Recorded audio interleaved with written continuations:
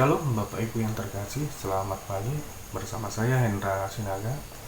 Pagi hari ini kita akan mengulas perikop tentang kelahiran Yesus Kristus yang diambil dari Injil Matius.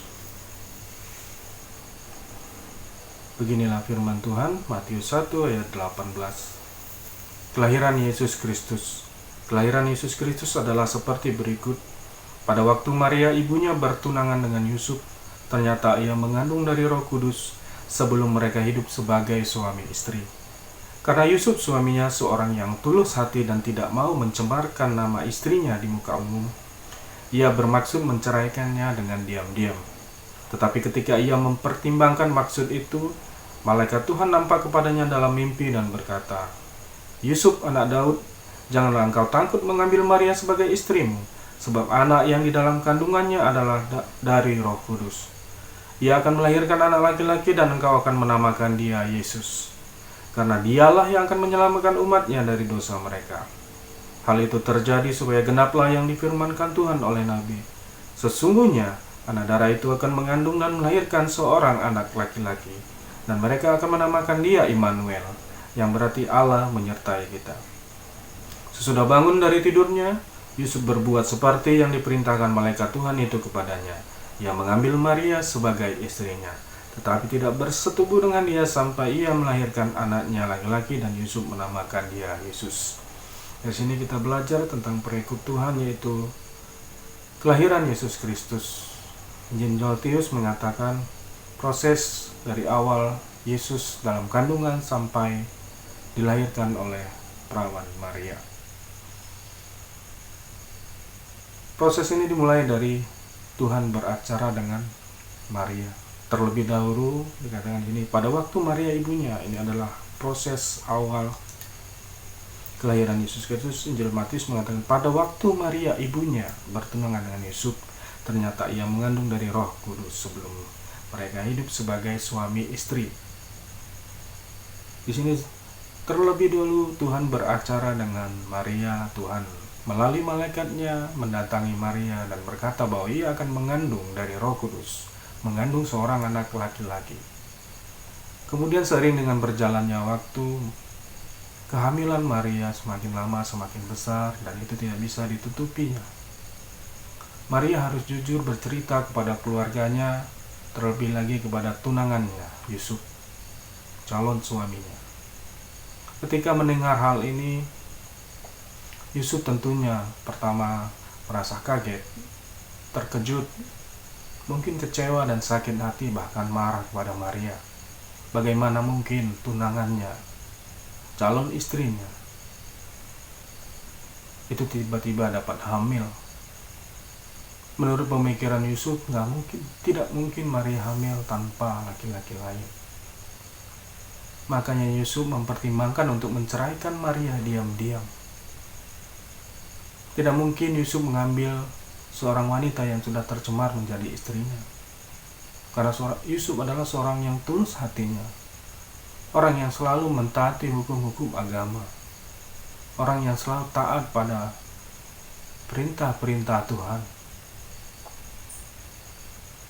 Tetapi Tuhan menasihati Yusuf melalui mimpinya.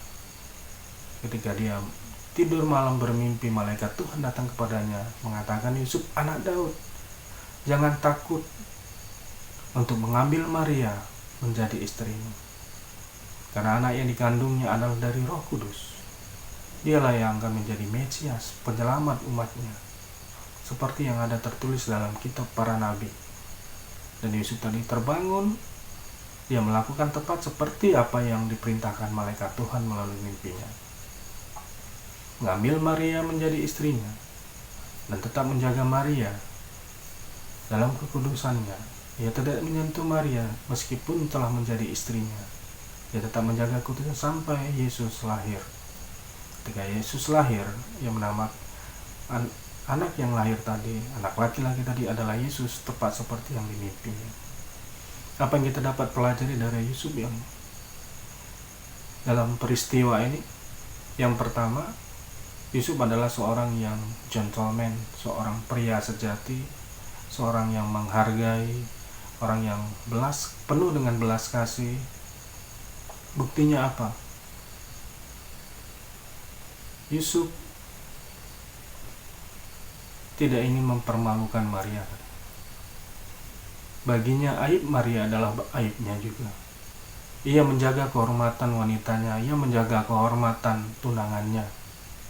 Ia tidak menggembar-gemborkan apa yang menjadi aib tunangannya. Hamil di luar nikah pada masa itu adalah suatu dosa besar. Bahkan hukumannya bagi orang yang berzina, dilempari dengan batu, dirajam sampai mati. Tapi karena kebesaran hati Yusuf, karena belas kasihan yang besar, karena ketulusan hatinya, ia tetap melindungi Maria. Yang kedua, Yusuf adalah orang yang taat akan perintah Tuhan, yang taat akan firman Tuhan. Ia lebih memilih untuk mentaati firman Tuhan daripada mendengar mungkin gunjingan orang. Bagaimana mungkin mereka baru saja menikah sudah punya seorang anak, karena Maria sudah terlebih dahulu hamil. Kemudian mereka baru menikah. Mungkin Yusuf akan menerima banyak gunjingan dari orang-orang. Yusuf dan Maria tidak menjaga kekudusan mereka. Padahal Yusuf sangat menjaga kekudusannya. Ia tahu benar. Ia menjaga kehormatan tunangannya. Ia tidak menyentuhnya.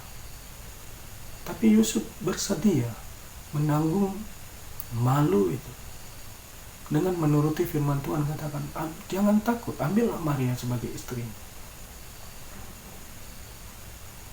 Yusuf lebih memilih untuk mentaati firman Tuhan daripada kehormatannya sendiri, daripada nama baiknya di mata masyarakat. Dari sini kita dapat belajar bagaimana untuk melakukan firman Tuhan, untuk menggenapi rencana Tuhan dalam hidup kita. Bukan sesuatu hal yang dapat kita lakukan, mungkin hal tersebut menyenangkan, sesuatu yang enak. Bahkan ketika kita belajar untuk taat menurut firman Tuhan, cemooh yang kita dapat, hinaan dari orang-orang yang kita dapat. Tapi Yusuf tetap mau melakukan apa yang Tuhan perintahkan kepadanya. Mengapa Yusuf mau melakukan?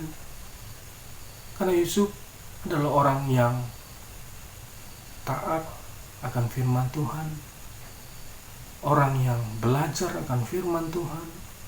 Ia tahu benar tentang nubuatan para nabi, bahwa Mesias akan datang, Mesias akan dikandung oleh seorang perawan. Jadi Yusuf sebelumnya sudah mempelajari, sudah belajar tentang firman Tuhan. Ketika pada waktunya Tuhan berbicara melalui malaikatnya, Yusuf menangkap visi itu. Yusuf menangkap rencana Tuhan itu. Ya Tuhan, aku mau melakukannya. Aku mau ambil bagian apa yang menjadi bagianku dalam rencana Tuhan ini. Maria melakukan apa yang menjadi bagiannya. Yusuf melakukan apa yang menjadi bagiannya. Di sini dikatakan Yusuf anak Daud. Yusuf adalah seorang keturunan raja-raja, keturunan Raja Daud, keturunan yang sangat raja yang sangat masyhur di Israel. Sehingga di sini kita melihat ketika Yusuf menikahi Maria, Yusuf menjadi ayah, menjadi bapa secara hukum bagi Yesus. Maka Yesus berhak dikatakan sebagai Yesus anak Daud. Karena Yusuf anak Daud, Yesus anak Daud menurut hukum orang Yahudi pada itu, dan tidak ada yang bisa menyangkalnya bahwa Yesus adalah anak yang sah dari Yusuf. Di sini peranan penting Yusuf dalam penggenapan rencana Tuhan dalam karya keselamatan bagi umat manusia. Pada saat ini, di masa-masa pandemi ini, kita khususnya dapat belajar, laki-laki sebagai kepala keluarga dapat menjadi seorang ayah, bapak yang bertanggung jawab, yang dapat melindungi, menjaga kehormatan keluarganya, istrinya, anaknya. Menjadi bapak, menjadi ayah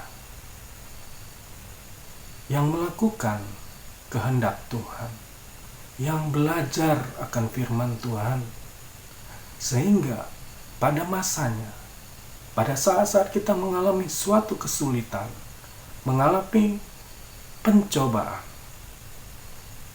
ketika Tuhan mulai berbicara, kita dapat dengan cepat menangkap maksud dari rencana Tuhan di dalam hidup kita masing-masing. Sama seperti Yusuf, adalah suatu celah, suatu kehinaan menikah dengan seorang wanita yang telah hamil sebelum mereka hidup sebagai suami istri. Orang-orang akan menganggap itu suatu beban yang berat, suatu perbuatan yang tercela. Tapi tuh, menurut pandangan Tuhan, Yusuf adalah orang yang suci, Maria adalah rasul yang suci, orang yang mau menuruti panggilannya.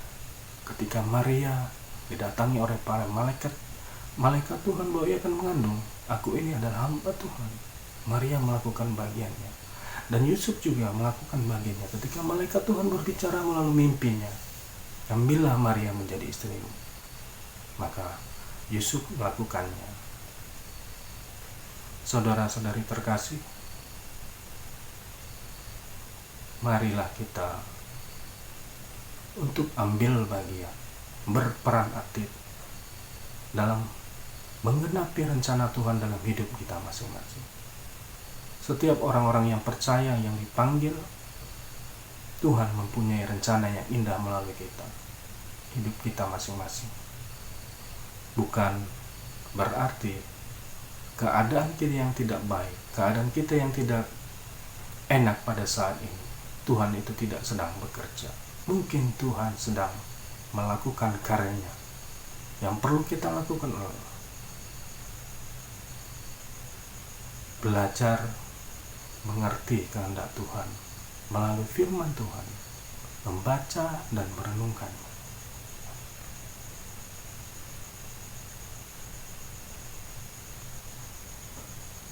Mari kita menjadi seperti Yusuf, orang yang melakukan panggilannya dalam hidupnya. Sekian dari saya. Shalom, Tuhan Yesus memberkati.